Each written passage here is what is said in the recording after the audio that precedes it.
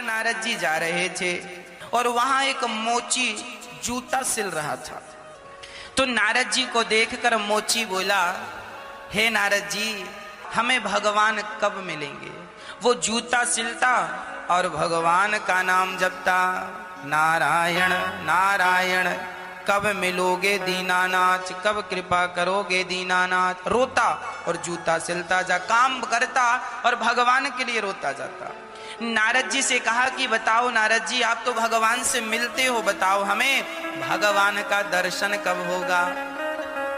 नारद जी बोले, अभी मैं जाकर पूछ के आता हूं। नारद जी आगे चले तो जंगल में एक महात्मा जी ध्यान लगाए बैठे थे। उन्होंने भी कहा, महाराज बताओ भगवान कब दर्शन देंगे? नारद जी बोले, एक ही प्रश्न दो लोगों का है, जाकर अभी पूछता हूं। नारद जी गए भगवान के पास और भगवान से कहते हैं, प्रभु दो भक्तों से हम मिलकर आ रहे हैं। अच्छा?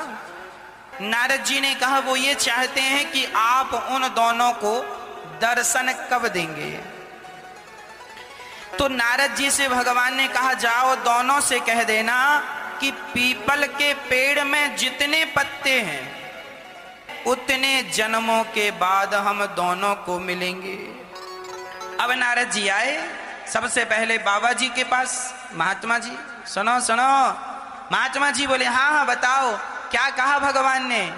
तो कहा नारद जी ने, सुनो भगवान ने कहा है कि इस पीपल के पेड़ में जितने पत्ते हैं उतने जन्मों के बाद आपको मिलेंगे। बाबा जी का मनोबल गिर गया। अरे राम राम, एक जन्म तो कट नहीं रहा और ये लाखों जन्म बाद भगवान मिलेंगे। नारद जी ने कहा, भगवान ने कहा तो ऐसा ही है।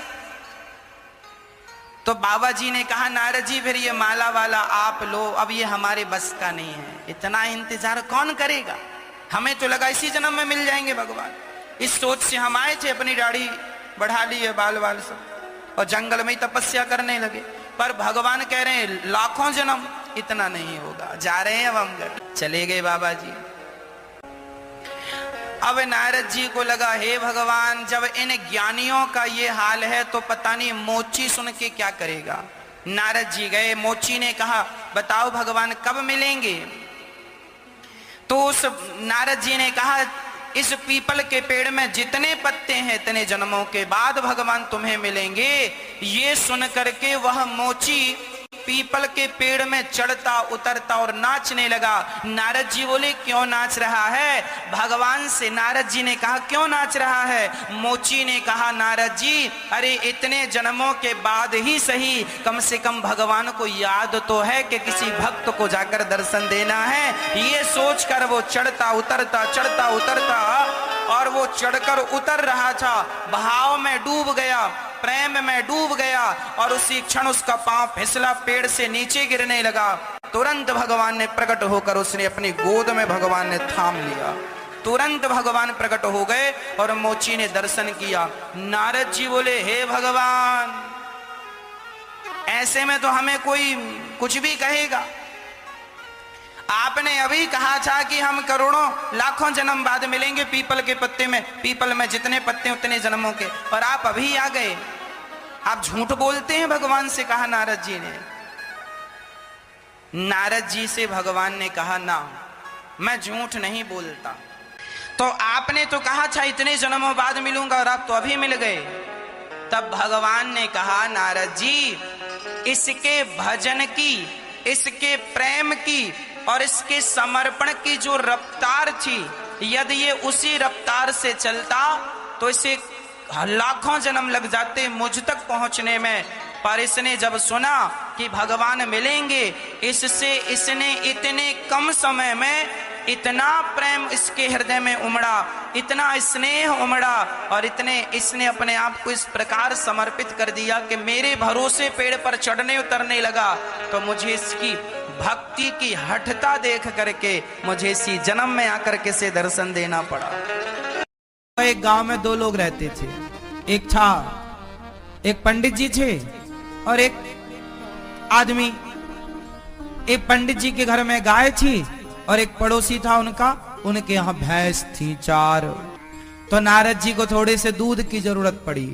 तो नारद जी रामलाल के पास चली गए। रामलाल मतलब जिसके पास 4 भैंस थी।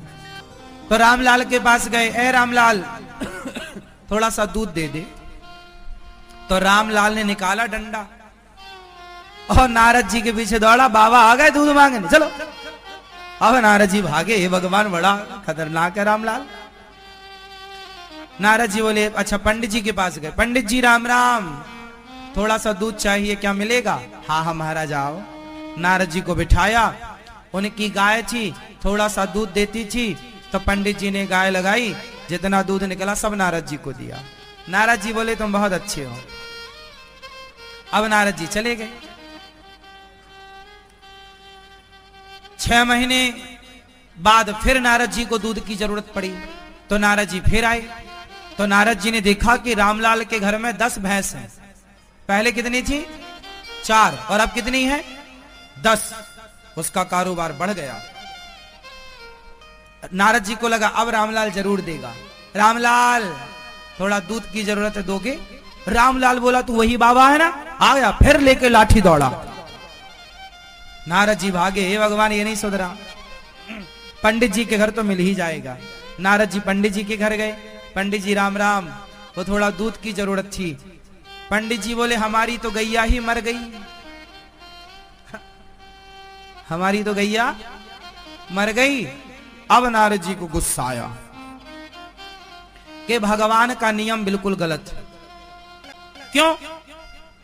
अरे जो पंडित जी बेचारे हमारी मदद कर रहे थे, सबकी मदद करते हैं, उनकी तो गैया ही मर गई। और जो किसी को एक बूंद दूध देने को तैयार नहीं, किसी की हेल्प नहीं करता, उसकी 4 से 10 हो गई। कैसा विधान है ईश्वर का? जो अच्छा करता है उसका बुरा होता है, और जो बुरा कर रहा है उसका अच्छा हो रहा है। ये भगवान का कानून बहुत खराब है। नारद जी गुस्से में, आंखें लाल लाल, गए मुंह फुला। हे भगवान। नारद जी बोले थोड़ा उठ के घूमा भी करो, दिन भर लेटे ही रहते हो, क्या क्या हो रहा है आपको कुछ पता ही नहीं है। भगवान बोले क्या हुआ? बोले आपका कानून बदलो। क्या गड़बड़ है?